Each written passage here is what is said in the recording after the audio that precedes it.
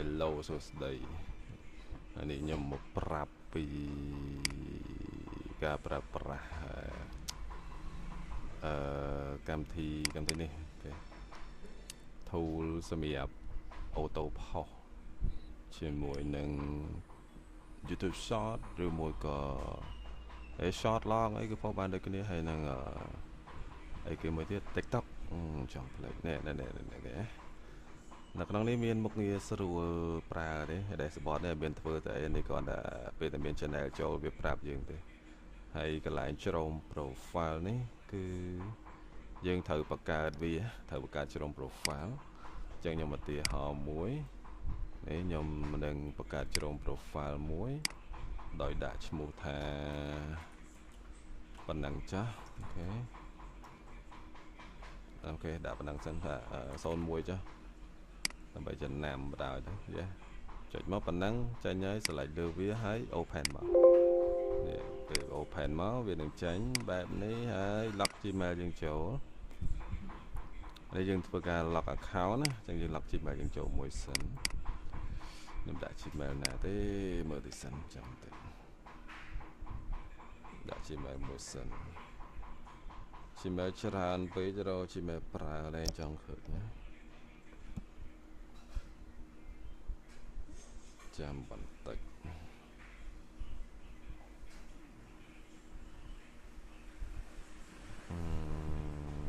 អូខេដាក់មួយនេះចាស់168អូខេអូខេ let's go នេះចាអូខុសនេះ168តាយើងឡុកជីប៉ាយើងចូលសិនណាត្រូវអត់យ៉ានេះយើងឡុក Gmail ខ្ញុំមិនបាច់ប្រាប់ទេបងប្អូនចេះឡុកហើយ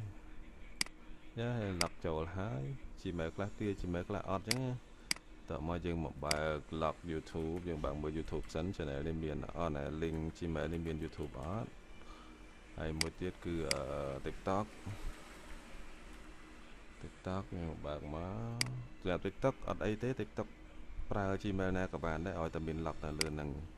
ឲ្យតែមាន log នៅលើ browser មួយហ្នឹងអញ្ចឹងណាបជាយ៉ា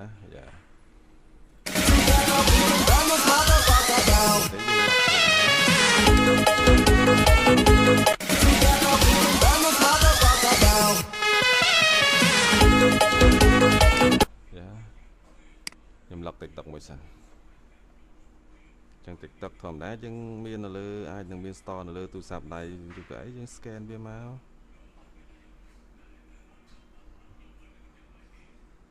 ខ្ញុំគ្រាន់តែឧទាហរណ៍មន់ហោឲ្យទេឧទាហរណ៍ឲ្យទេអូខេខ្ញុំ scan មួយសិនយ៉ាអូខេឥឡូវខ្ញុំ scan ចូលសិន scan account TikTok ចូលសិនហើយខ្ញុំ scan ហើយឥឡូវវាចូលហើយខ្ញុំ log in ហើយចាំវាដើរបន្តិចអានេះយើង log in account ចូល browser សិននេះ browser មួយដែលយើងបើកមកហ្នឹងពេលហ្នឹងវានឹង remember អស់នេះវា remember auto ហើយមើល YouTube តិចសិនអូ YouTube មាន2 channel ចឹងអត់អីទេបើក channel មួយណាក៏បានដែរព្រោះពេលដែលយើងអានេះ tool វា auto ទាញ channel យើងចូលទេណាចេញមើល TikTok អូខេឥឡូវមានអស់ហើយអញ្ចឹងខ្ញុំឧទាហរណ៍តែមួយណាបងប្អូនមាន channel ច្រើនបង្កើតជ្រុំ profile ច្រើនហើយ log in បែបហ្នឹងមកណាបើទីអត់មាន account TikTok 10 account អញ្ចឹងត្រូវបង្កើតអានេះ create new profile នេះឲ្យបាន10 browser ផ្សេងគ្នាមកអញ្ចឹងណាចាហ្នឹងប៉ុណ្ណឹងអញ្ចឹងអានេះ YouTube ក៏មាន TikTok ក៏មានអូខេអញ្ចឹងអ្វីខ្ញុំត្រូវធ្វើនោះខ្ញុំអានេះវា auto ចាប់មកហើយបាច់ខ្វល់រឿង Gmail កន្លែងនេះ YouTube ក៏វា auto ចាប់មកដែរអញ្ចឹងយើងទៅមើលយើងទៅ auto ចាប់ channel មកសិនព្រោះវាអត់ទាន់ចាប់ link channel នេះឈ្មោះ channel នេះត្រូវផុសអញ្ចឹងយើងចាប់នេះចុចលើហ្នឹងមកវាបើក browser ថ្មីមួយដើម្បីចូលមក record ទៅលើនេះឈ្មោះ channel ដែលមានហ្នឹងវាទាញខ្ញុំដាក់នេះអូខេឥឡូវហើយនេះវាមាន2បើយើងចង់ផុសទាំងពីរយើងផុសមកឥឡូវខ្ញុំនិយាយរឿងនេះfit channel នេះសិនអាហ្នឹង khé tao tiệt là để trong tiền nhà account TikTok một tiệt chẳng được chạy má chạy cái lại fit thằng má chẳng bị auto tiền màu này ok mở việc auto tiền mà sẵn ok và năng bạc mà hết bị auto tiền màu này tiền mua user channel này này account TikTok năng màu cái lại login TikTok này anh xemแบบbrowser មួយនេះ browser មួយនឹងដែលយើងអត់ទាន់បាន login TikTok អីចឹងណាយើងអាចចុចកន្លែងហ្នឹងគឺដល់កន្លែង login យកមកតែនេះដោយសារតែខ្ញុំ login វាហើយអញ្ចឹងណានេះឃើញទេវាបញ្ជូនមកដល់ហ្នឹងមកតោះអីទេហើយកន្លែងនេះកន្លែង set folder សម្រាប់ដាក់ប្រភពវីដេអូអញ្ចឹងប្រភពវីដេអូយើងនៅណាទីខ្ញុំដាក់នៅនេះចុះ select មកនេះវាជាប់ហ្នឹងអូខេអញ្ចឹងបើយើងចង់ផុសទៀតឲ្យតែឥឡូវខ្ញុំចង់ផុសTikTok សិនផុសតែមួយហើយខ្ញុំកំណត់ឲ្យផុសតែ2វីដេអូឯងទីហោអញ្ចឹងណាអូខេប៉ុណ្ណឹងតោះឥឡូវយើង start មកនេះចុច start មក select ឲ្យ select ឲ្យចាំ start បើមាន10 select ទាំង10មកតែដំណើរការវាគឺវាដើរផុសម្ដងបើកផុសម្ដងតែមួយផ្ទាំងឯងជ្រុំតែផ្ទាំងឯងអញ្ចឹងវាធ្វើការយូរបន្តិចព្រោះបើយើងធ្វើការបើកម្ដង 4-5 ផ្ទាំងក្បែរគ្នាហ្នឹងគឺវាខ្លាចវា spam អញ្ចឹងអត់ធ្វើអញ្ចឹងឯងខ្ញុំសុខចិត្តធ្វើវាដើរ slow ទៅចាស់ចុចមកចុច start មកគ្រីសឲ្យចុច start មកវាអូតូអញ្ចឹងវានឹងបើកវាដំណើរការផុសទាញយកវីដេអូមកផុសអញ្ចឹងទៅចាប់យក caption អូតូអញ្ចឹងបញ្ជាក់នៅលើ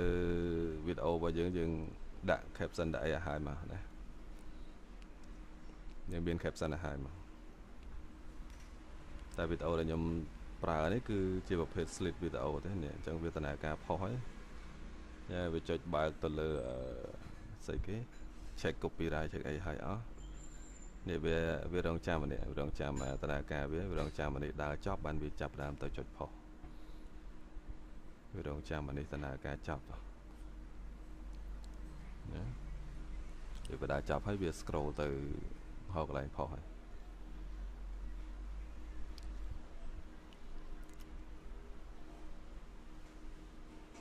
អានេះអូខេវានៅជាប់ទំនឹងវាចាំវាចប់ពេលវា complete ហើយអញ្ចឹងវាទៅដំណើរការចុចផុសយកមកអូខេឥឡូវវាផុសបានមួយនេះអូខេបានមួយឥឡូវវាទៅមួយទៀតឡើយ delay វាដូចជា20 second ហើយវានឹងទៅចុចបន្តផុសមួយទៀតហើយ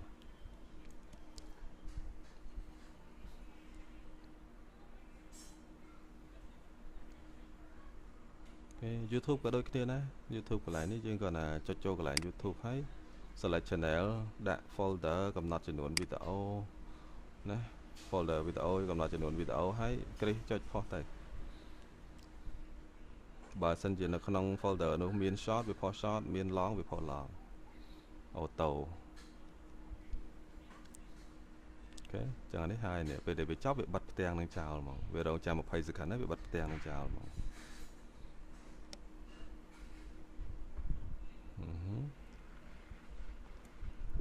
បិទផ្ទាំងវាប្រាប់យើងថាផុសជោគជ័យបាន2វីដេអូ fail អត់មានទេ skip ក៏អត់ដែរអូខេប៉ុណ្ណឹងហើយTikTok ប៉ុណ្ណឹងហើយ YouTube ក៏ដូចគ្នាណាគ្រីសផុសមក